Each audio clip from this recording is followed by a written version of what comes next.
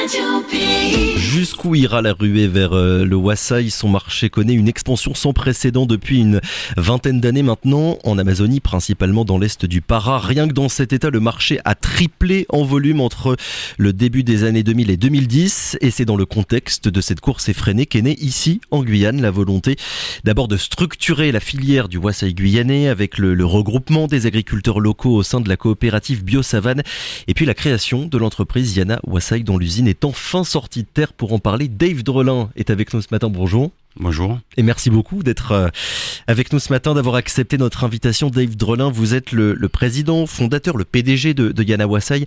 On va évidemment revenir sur vos objectifs de développement, vos ambitions pour les mois, les années qui viennent. Mais d'abord, où est-ce qu'on en est ce matin? L'usine est créée, mais il va falloir encore attendre un petit peu de temps, c'est ça, avant le début de la production réelle? L'usine est créée, nous sommes actuellement en phase de réglage des machines. Et nous devrions rentrer en production dès la deuxième semaine du mois d'octobre.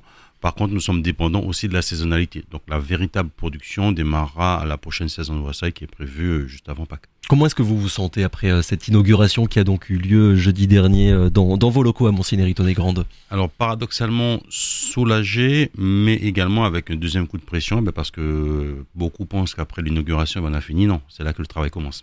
Ouais, c'est vrai qu'on entend dire top départ, ça y est, c'est fait. Après de longues années d'attente, ça va pouvoir enfin commencer. Mais le début du travail réel, ça commence maintenant. Ça commence maintenant, oui, avec toute la partie structuration de filière, la partie approvisionnement en fruits et transformation. Pourquoi ça a été si long, Dave Drelin? Ce projet, ça fait 7-8 ans, je crois, qu'on en a entendu parler. Les travaux, ça a mis à peu près 24 mois pour se faire. Pourquoi est-ce que ça a été si long à sortir de terre? On en parle depuis à peu près 5 ans, mais c'est un projet qui a 8 ans environ. Pourquoi aussi long? Parce que administrativement, financièrement, il a fallu faire le tour de table, il a fallu tout boucler, donc ça a pris pas mal de temps. Il a fallu après se concentrer sur la structuration. C'est bien beau de vouloir mettre un outil en place, mais si avant on ne peut pas garantir la production, les banques ne nous suivent pas. Donc il a fallu mettre tout ça en place, et après 24 mois de construction, parce qu'on a souffert d'une saison des pluies anormalement longue, anormalement dense, et également les conséquences de la crise Covid. Le volet financier, on va dire, il a été difficile à boucler. On se rend compte quand même qu'il y a énormément d'acteurs qui sont partie prenante de Yana Wassail. Aujourd'hui, ça y est, en tout cas sur l'aspect financier de la chose, sur les investissements, on peut passer à autre chose? Tout à fait. Sur la partie investissement, on peut passer à autre chose. Ça a été très compliqué à gérer, mais notamment parce que la Guyane fait peur. On peut dire ce qu'on veut, mais la Guyane fait peur aux investisseurs. Donc, ça a pris du temps. Il a fallu faire preuve de beaucoup de conviction, beaucoup d'insistance, oui, avant de réussir à boucler le tout. 8 millions d'euros, c'est bien ça? 8, 9, on entend un peu les deux chiffres, on se situe entre les deux, justement. Et avec quel genre d'investisseurs? Du coup, il y a des publics et il y a aussi des privés, c'est ça? Alors, il y a des fonds propres déjà pour commencer. Il y a aussi des fonds propres. Si on n'a pas de fonds propres, personne ne vous suit. Après, il y a l'investissement public. Il y a, que ce soit en termes de subventions, donc ça va être du FEDER, ça va être une subvention CNES, ça va être aussi de la défiscalisation. Et après, il y a des banques publiques et banques privées. C'est le cas de l'AFD, de la Caisse des dépôts et du Crédit Agricole. Après, se rajoute à ça le réseau Entreprendre qui nous accompagne également.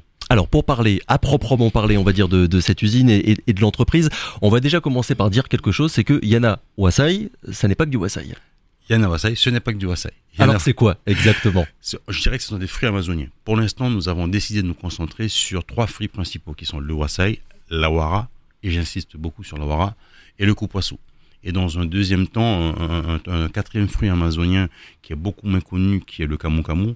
Moins connu parce qu'il était plus du côté du Pérou, mais qui est tout à fait adapté à nos latitudes, à notre climat très humide. Il aime les sols gorgés d'eau. Donc, ce qui fait que c'est un fruit qui se prête très bien à la culture ici. Et pourquoi est-ce que vous avez fait le choix non seulement de ces 3 produits-là, mais de ne pas en avoir qu'un seul finalement? L'idée, c'était que l'usine ne soit pas monodépendante.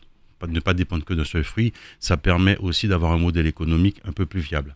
Ensuite, nous sommes sur des fruits avec des saisonnalités légèrement décalées, donc ça permet à l'outil de fonctionner plus longtemps. Après, c'est pour éviter aussi l'effet de mode, donc on est toujours dans un aspect de sécurité financière, sécurité de rentabilité derrière, et afin d'éviter qu'on soit que dans un effet de mode au début. Et c'est pour ça qu'on a diversifié les fruits. On est dans quelle proportion, on va dire, entre ces 3-là? Le Wassail reste quand même le plus important? Le Wassail est le plus important parce que le marché est déjà stabilisé, il est déjà connu.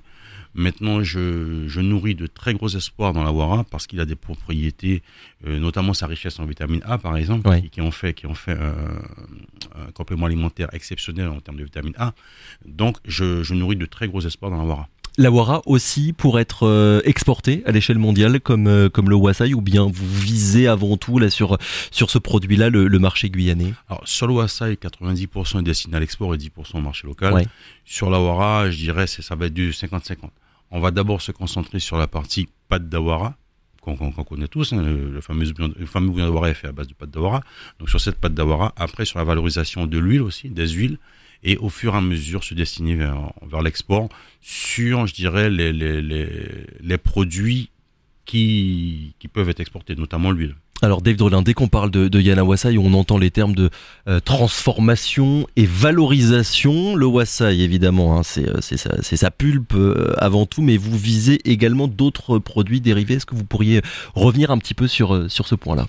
Oui, parce que nous allons d'abord donc extraire la pulpe, hein, ce qui est basique, que ce soit pour le Wassail, la Wara ou le Kopassou.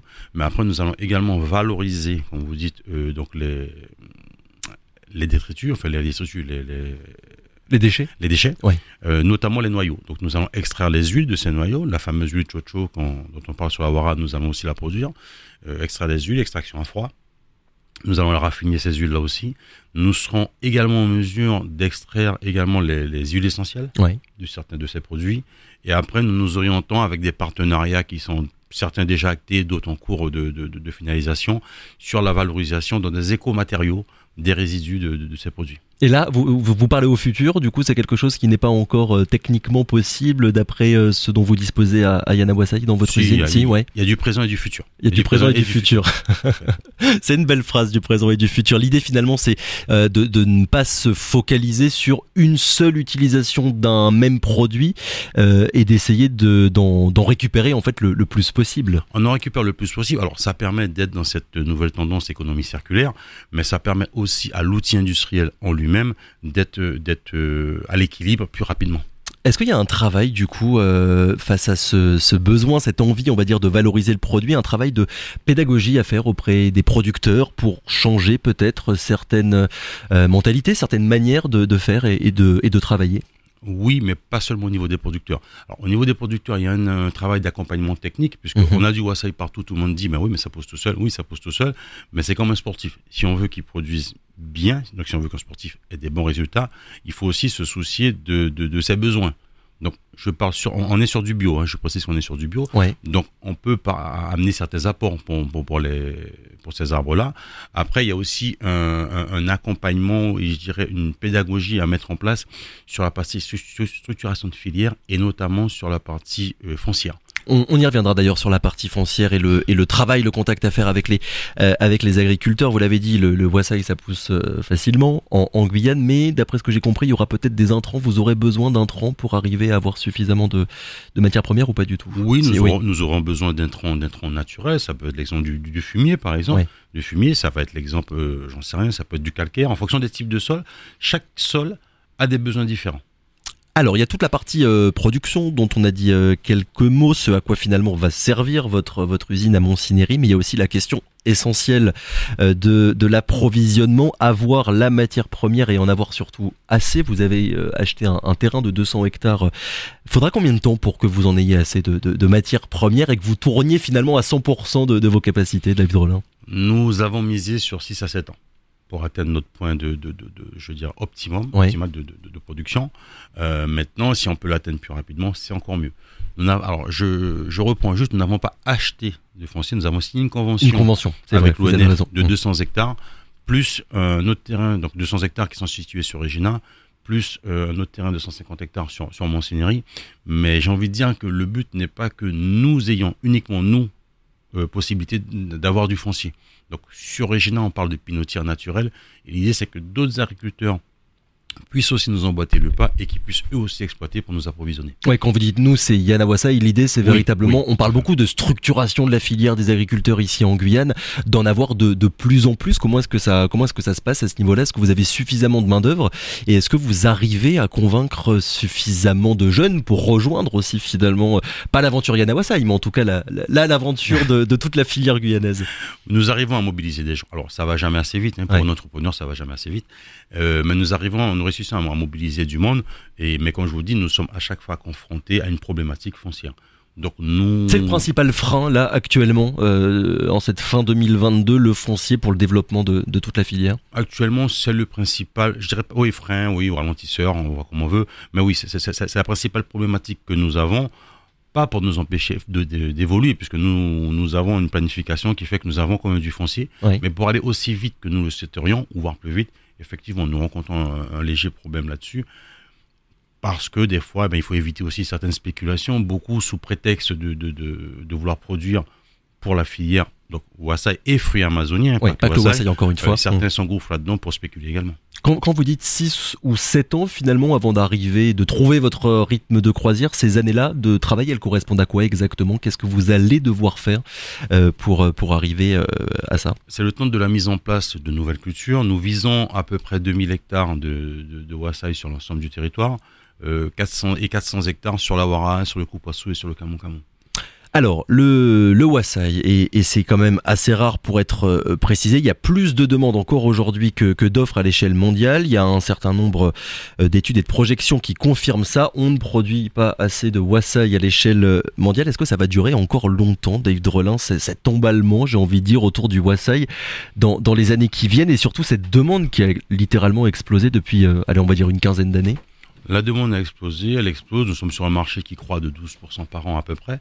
Et je pense que c'est amené à durer. Pourquoi? Parce que il y avait au début un effet de mode, mais qui après a été associé à une véritable confirmation des bienfaits du Wasaï, notamment en matière nutritive.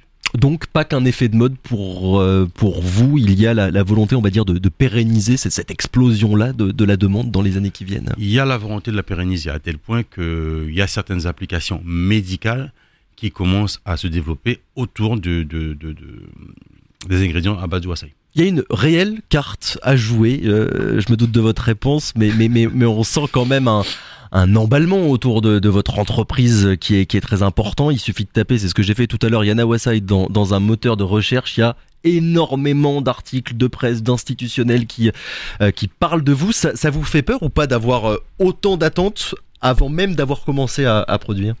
Ça me fait peur, non, mais j'aimerais bien que cet emballement-là se concrétise sur le terrain également. Et là, l'agenda, et ce sera ma dernière question, dans les semaines qui viennent, qu'est-ce qui va se passer, le début de la production? Vous m'avez expliqué aussi qu'il faudra attendre Pâques, à peu près, c'est bien ça? Alors pour nous, début de production, comme on a une petite saison là, qui arrive en intersaison, puisque le Wasaï est produit 2 fois par an, là on a une intersaison qui arrive, donc ça va nous permettre nous de commencer de finir le réglage des machines et de commencer à sortir nos premiers échantillons qu'on va envoyer vers les différents clients que nous avons, de façon à être prêt pour la grosse saison de Wasaï et d'Awara qui sont pour un peu avant Pâques. D'ailleurs, vos clients, on entend que vous visez surtout le marché européen, ça c'est fait, vous avez déjà signé des contrats commerciaux avec un certain nombre de clients sur différents marchés européens, ça implique quand même énormément de pays? Ça implique plusieurs pays, nous avons signé certains marchés, d'autres sont encore en attente d'échantillons notamment. Mais oui, de ce côté-là, il n'y a pas trop de sujets. Europe, Amérique du Nord également, Asie un petit peu, on en est où là sur ces marchés qui sont aussi évidemment très, très importants? Ce sont des marchés qui sont très demandeurs, que ce soit l'Europe, que ce soit l'Amérique du Nord.